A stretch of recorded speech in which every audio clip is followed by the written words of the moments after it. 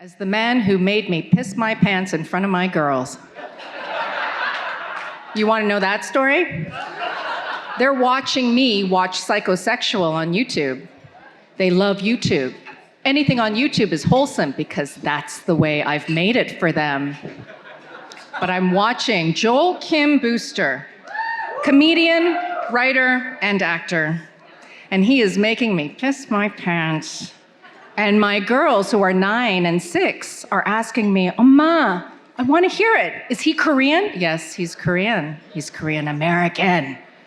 Can we listen? No. Still some years ahead before you can cross that bridge. And they're asking me, "Why are you watching him? Why are you laughing? Why can't we watch?" And I said, well, I'm watching him because this is my guilty pleasure. That guilty pleasure is what made him one of 2022's TIME100 Next as an emerging advocate and creative. Joel has also been recognized as one of the queer young comics redefining American humor, queer young comics redefining American humor, all in caps, by the New York Times. His first comedy special, said PsychoSexual, that made me piss my pants, was nominated for a Critics' Choice Award and named one of the best comedy specials of 2022 by Variety. His humor dives deep into his Southern Christian Korean adoptee heritage, and he pulls out a fistful of truths that I think many of us here will recognize. Everyone, please welcome our final Trailblazer tonight, Joel Kim Booster.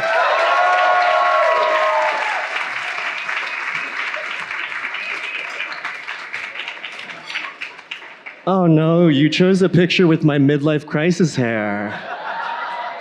That's fun. Okay, very excited to be here. Thank you so much for this huge honor. You've sort of given me kind of a difficult task tonight. As you have probably noticed from the other Trailblazers tonight, we were asked to tell a story connecting our Korean American heritage to our work. And that is difficult for me because I'm kind of a bad Korean. And I'm not gonna talk about like all the stereotypes, like, oh, I'm bad at math, I don't speak the language. That's hack shit, okay? None of that hack shit tonight. I'm a bad Korean because for a lot of my life, my Koreanness has felt very far away from me. In fact, there were a lot of years where I not only didn't feel Korean, I hated being Korean. And please, I can see some of you are concerned and pissed, but don't storm the stage, and also you cannot take the award away from me, I've already won it. I swear to God, I have a really good excuse for this. As some of you might know, I was adopted as a baby from Korea. Shout out to my other adoptees. By a white family who raised me in an all-white community at an all-white church in a world that at the time I felt was all white. I didn't even know I was a different race from my family until I was 5 years old and they took me to a family reunion in Alabama. And I remember looking around at all my cousins and my aunts and my uncles and thinking, something fishy is going on here. What's going on? I actually didn't even meet another Asian person until I was 13 years old. 13 years of never meeting somebody who looked like me. And when I finally did meet my first Asian, I, in hindsight, don't even know if they were Korean because I forgot to ask the question that we all get asked, the question that is often followed up by, where are you really from? Don't blame my parents too much for this. They actually were really supportive. They wanted me to connect to my heritage. They offered to enroll me in Korean language classes or take me to the Korean American Heritage Center. And every single time, I rejected that because I hated being Korean. I barely even knew what it meant to be Korean. I I was a lonely, isolated kid who just wanted to be normal and didn't want to be reminded that he was different. And it's something that I deeply regret to this day that I did not take advantage of.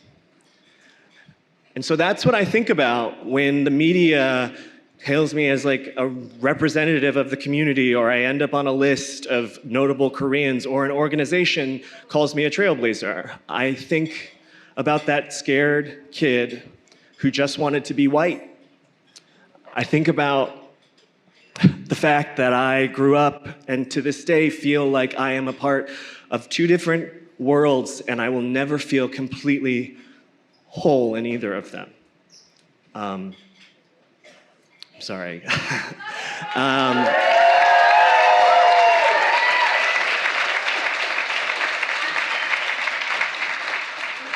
So yeah, that's the trauma part of the story. And it's sort of the backdrop for the story I'm about to tell, which is in 2018, almost 2019, I went to Asia for the first time in my life. A bunch of my friends wanted to go to Tokyo for New Year's, which felt kind of random, but we decided to go. I scrounged up the money, and I flew to Tokyo for 3 days, which is psycho. Don't do that. And I thought, like, oh, I'd have fun, I'd party, I'd see a temple or two, and then I'd come home and my life would continue on as normal. But that trip changed something in me, deeply and sort of forever. I remember the second day I was there, I split off from my friends, I was alone exploring the city, and I was on the train, and I looked up at one point and I realized that it was all Asian people, not a single white person on the train. And I felt for the first time in my life like I was just another face in the crowd. And I had this realization of like, holy shit, is this what it's like to be white? Like, I had no idea.